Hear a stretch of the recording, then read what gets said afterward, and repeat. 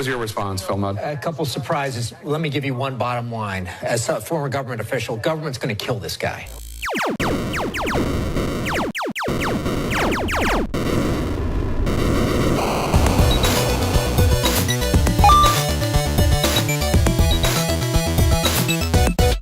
Paul Watson is serious.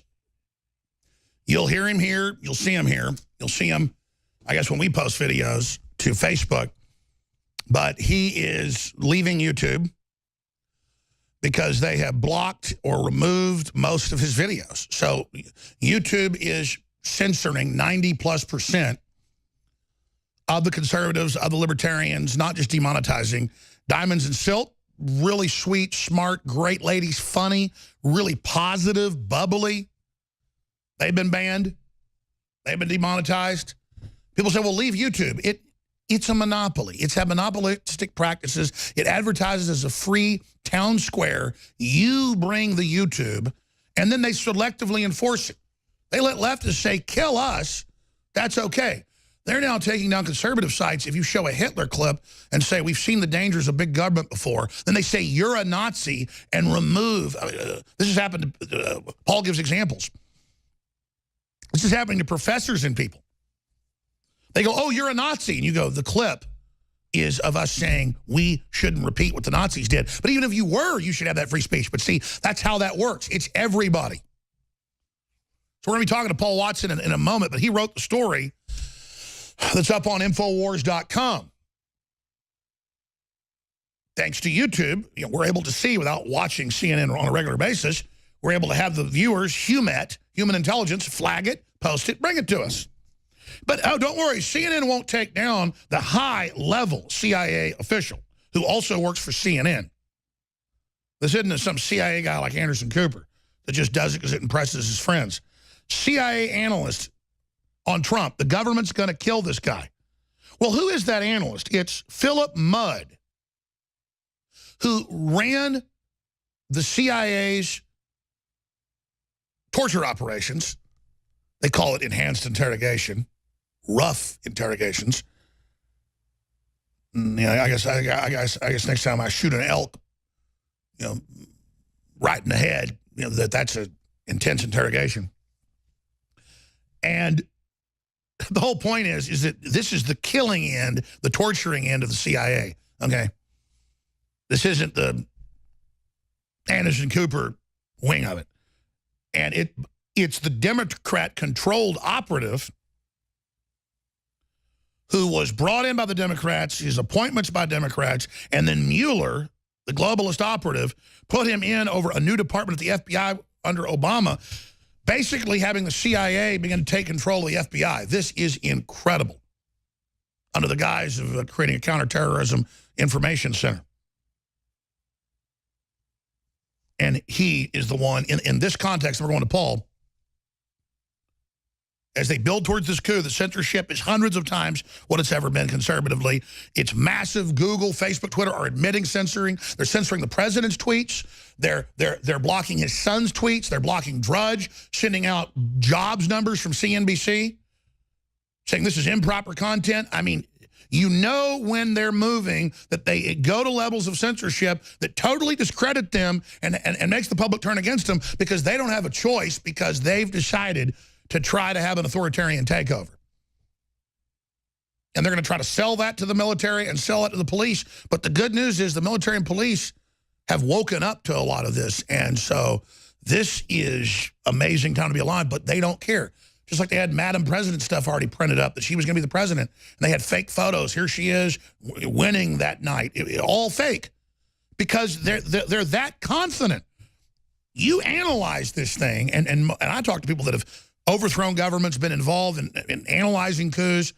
This is not a good prospect for these people. I mean, what are they going to do when they've all been saying kill the president, and then they killed him? They've got imams saying kill gay people, cut women's genitals off, literally. They've got imams on YouTube praising the Pulse nightclub massacre, but Paul Watson is having his videos removed and blocked on modern art being funded by the CIA, and he shows The CIA admitting that they want ugly art and ugly culture. That's why they're mad. Because who do you think runs Google? And when I say CIA, I mean the big foundations that control it. The leftist, globalist, anti-human people that are at the top. We're going to Paul Watson, but here's the clips. Here's Trump making a joke about, Russia closing some of the embassies to the U.S. as a retaliation. He goes, oh, well, I guess we've got some layoffs. We've cut some cost here because Trump's been cutting government everywhere. They turn that into some insult to the people at the State Department and the CIA people that are obviously there, as if people don't know that. And it's this little temper tantruming baby that wants to be more popular with his colleagues like Brennan and others that are on TV saying we're going to have a coup the next few months outside of the Constitution, outside of impeachment. He's going to be gone soon. I've never heard of something this crazy. I mean, hell, they might just have Trump on a podium and just have somebody, maybe Hillary walks up and just shoots him right in the head. Then we just put a crown on her head right there and everybody falls down and calls her Madam President. I mean, that's absurdist. Sounds like Monty Python. But they're doing this. And then Trump is sitting there surrounded by a bunch of cowards, most of them that are having drinks with the deep state, going, we'll keep you around once we take over. Hey, how's that deal going? People that just want money and position they've stolen and who want to squat over America and squat over flyover country that they've been parasitically feeding on and that they hate. Like Lloyd Blankfein putting out tweets going, China's got better infrastructure and I'm moving everything over there and America's a joke. That's Goldman Sachs that's used American power to take over the world, literally crapping on us and rubbing it in. So we're going to talk to Paul Watson about this in a moment. Here, ladies and gentlemen, is what Trump actually said, and then the response saying the government is going to kill this guy. Here it is. Mr. President, do you have any response to the Russian president expelling 755 workers from our embassy? No, I want to thank him because we're trying to cut down on payroll. And as far as I'm concerned, I'm very thankful that he let go of a large number of people because now we have a smaller payroll. There's no real reason for them to go back. So I greatly appreciate the fact that they've been able to cut our payroll for the United States. We'll save a lot of money. Mr. President, What was your response, Phil Mudd? A couple surprises. Let me give you one bottom line. As a former government official, government's going to kill this guy. He defends Vladimir Putin. Their State Department and CIA officers are coming home. And at Langley and in Foggy Bottom, CIA and State, they're saying, this is how you defend us? And Phil, before, I want to ask you a question, but Phil, just to reiterate, obviously, when you're talking about killing, you're using that as a metaphor. You're not talking about. I just what I'm saying is government. People talk about the deep state. When you disrespect government officials who've done 20 or 30 years, they're going to say, "Really? You Vladimir Putin sends officers home, and you support him before you support us?" I just want to underline, Amanda. Sickening, evil spin by a guy that never killed anybody.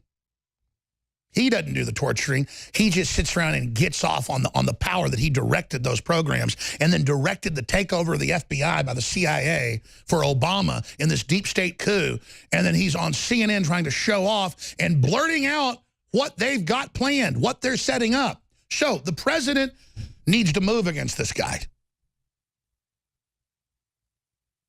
And, is this America? Is this who we are? You got a guy saying we're going to kill the president. What would you do if you saw Mudd walking down the street now?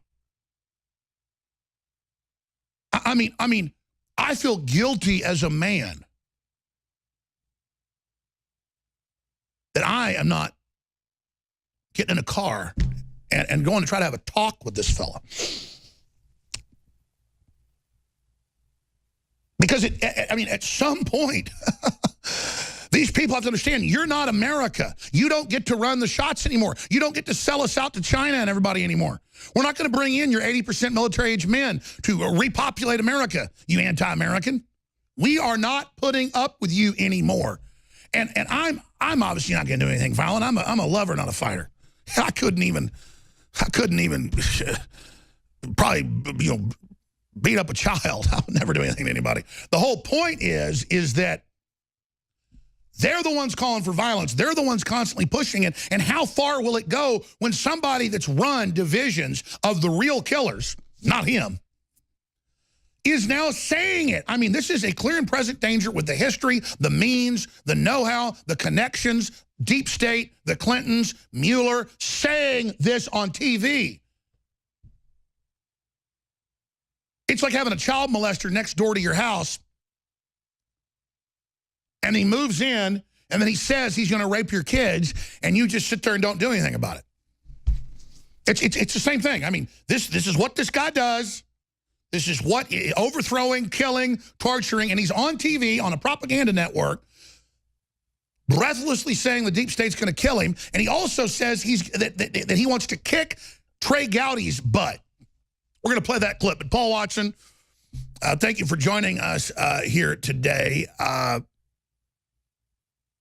You know, it's cold in the studio, but I start sweating when I get this. It's not this angry. My metabolic system starts really kicking into gear here when you see a capo of Murder Incorporated that's supposed to be focused at bad guys like Kim Jong-un and Al-Qaeda in America going, we run things, we'll kill the president, you're going to do what we say. And Clapper saying, shut your mouth, president. And Schumer, you shut your mouth, president. We got 7 ways to take you out. And it's always the little wimps that tell the people to go do the killing that are the ones that want to push it and think they're God. Paul, what do you make of this? I mean, it's incredible, Alex. You mentioned just that this is nothing new. Chuck Schumer implied the same thing before, was it even, before Trump even took office, when he said they've got 7 ways from getting back at you. Now, watch that clip again and notice when Jake Tapper gets all flustered and realizes what's going on, he comes back to him and says, oh, you mean metaphorically? And he says, yeah, well, dismisses it, and then goes on to double down by pointing out, oh, the deep state's going to be really pissed off with him now that he's said this. So he doesn't even deny it. He doubles down. He does the proviso. He does the proviso. It'd be like if somebody said, go to Mudd's house, which I'm not saying this, go to Mudd's house and kill him because he's a traitor and deserves it. But then you add, oh, but I'm just being metaphorical. But he's really a bad guy and needs to, be found hanging from his neck, which I'm not really saying. But see. Now, bear in mind, Alex, Pastor Rodney Brown, who merely said, I spoke to a congressman who warned me that they're going to try and take out Trump. No, that wasn't a direct threat at all. It was a warning. It was an attempt to protect the president. He got a Secret Service visit. Is this guy going to get a Secret Service visit? I mean, in the very least, he needs to come out with a full public statement right now, retracting, apologizing, because this is absolutely bizarre, the fact that he would come out with this. But again, it shows how brazen they are now and how up on the high horse they think they are with this Russian collusion crap, even as it collapses. I mean, The Nation, a big left-wing publication, came out yesterday and admitted there's no evidence, which is why they're literally now going after apartments that Trump rented to Russians 6 years ago and trying to get him on that because there's no evidence whatsoever. They're starting to panic. And now these threats are becoming more known. But I mean, Alex, they must be just completely bombarded. I mean, the Secret Service, when you have the mainstream media legitimizing violence against the president, they just must be dealing with threats multiple times daily. You had people scaling the White House fence over and over again. You had people within the Secret Service saying they wouldn't protect Trump, like Obama loyalists saying they wouldn't even protect Trump. They must be completely overwhelmed at the moment. And that's why, way before he even became the front runner for the GOP, Trump was wearing a bulletproof vest. That's why he never buttoned up his suit jacket. We broke that story first through Roger Stone. So, I mean, they've been dealing with this for over 2 years now.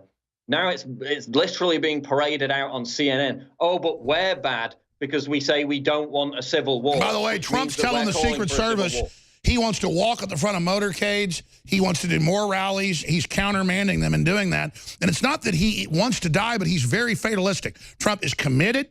He doesn't care what happens. He's all in. That is so manly. He is delivered. He is so good. And I have to say it. I just cannot. I am ashamed that he isn't getting more support. This is everything we ever asked for. And we've got the dug-in evil government trying to block the reforms to make the country successful and decent again when we see how it's just coming back from the dead with just a few things he's gotten done. And they are just howling and screaming and everywhere saying, we've got an ongoing operation. He'll be gone the next few months, and it's not going to be, you know, through impeachment or grand juries. They're saying in Congress, yes, get ready. He's going to be killed. You better get behind us going after him. See, it's chicken and the egg. They're saying we're going to take him out. So they're going and asking Congressman, what are you going to do? I've gotten these phone calls. What are you going to do when this happens? Because you just need to stand down and not do anything, okay? No, that's how they get us all. It's how the Bolsheviks were able to take over all of Russia, okay?